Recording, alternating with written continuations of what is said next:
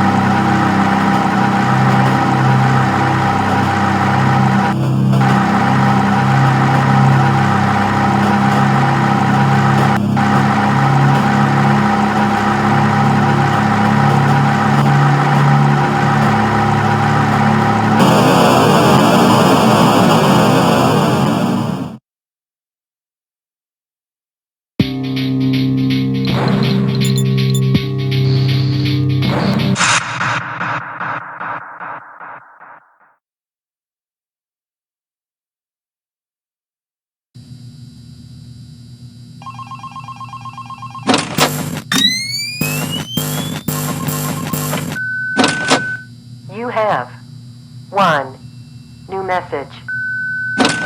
Hey there. I put up a note today to gather some intel on the animatronics from the other employees.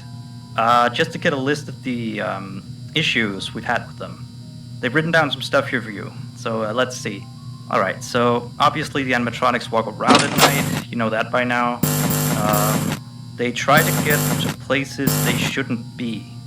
Yep. They act weird after dark. Yep. They don't like adults. I mean, I suppose. They always seem nice around children. Around us employees, they just kinda stare at you. I always thought that you hadn't been coded to interact with anyone other than children. But some of the other employees have felt threatened by them now and then.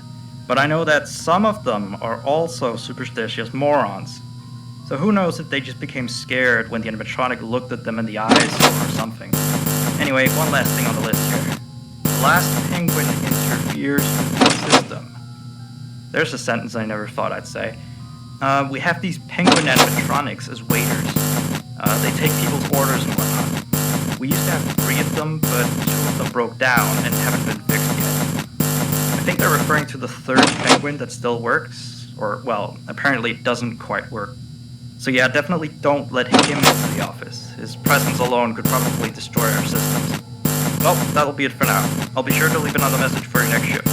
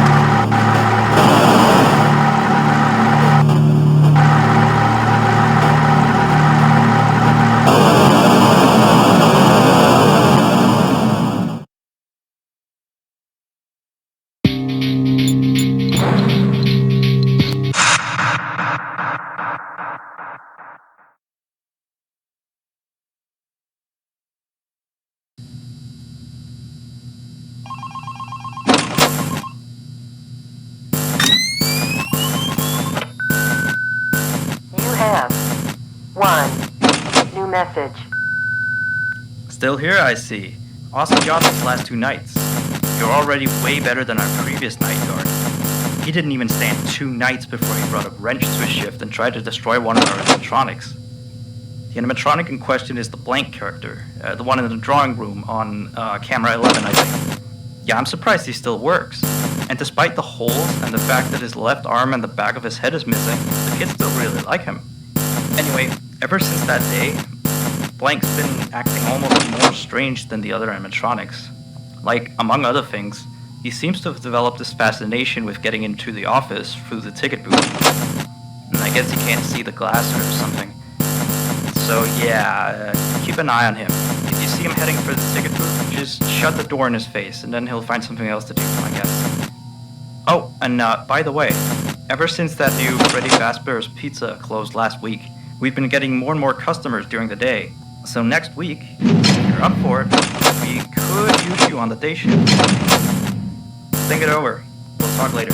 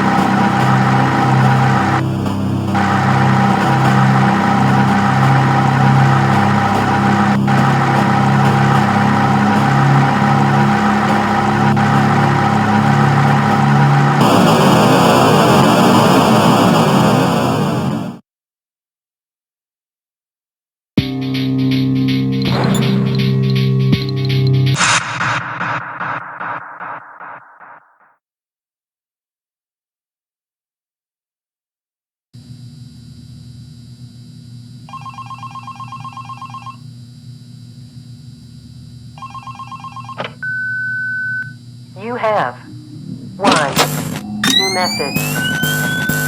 Alright, so real quick, we had an old animatronic version of Candy, before we got these new shiny ones. Anyway, he was supposed to be out of commission ever since he was involved in this incident with a customer. An adult customer, luckily. Not a child. Not that the children aren't safe here, that's not what I... Anyway, our technician has tried to fix him up for some time, and he wants me to warn you that old Candy might start walking around as well. He should be in parts of service, that's camera 10, I believe. Keep a real good eye on him, he's quite big, so just be careful around him. That's all, keep up on the good work. Oh, and I heard you took the day shift offer. Nice.